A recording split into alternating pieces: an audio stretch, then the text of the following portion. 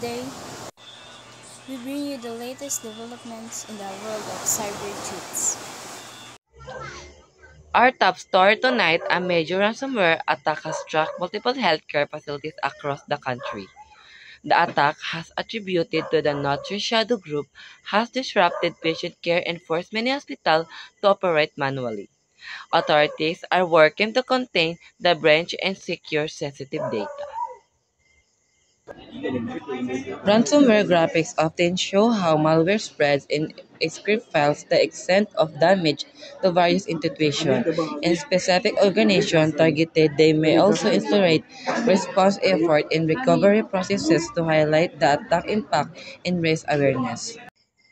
Thank you, Mr. John Mark. In the other news, a new phishing scam has been reported, targeting remote workers to cybercriminals are using fake job offers to steal personal information.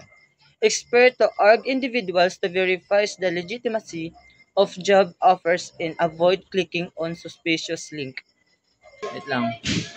Phishing emails to deceive to trusted sources, creating urgency in asking for sensitive information or containing malicious links. They aim to steal the personal data or install malware. Thank you, Mr. Gerson.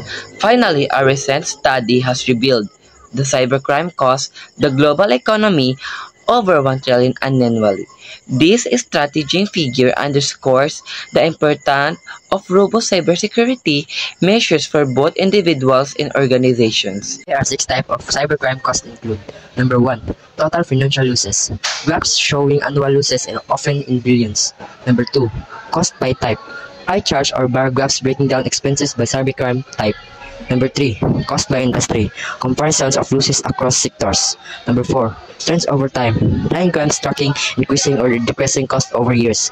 Number 5. Impact by business size. Bar chart showing cost difference between small, medium, and large business. Number 6. Recovery cost. Graphs illustrating expenses related to incident response and recovery. Thank you, Mr. John Mark. That's all for today's update. Stay tuned for more information on how you can protect yourself from cyber threats. I am Jeremy Dualio.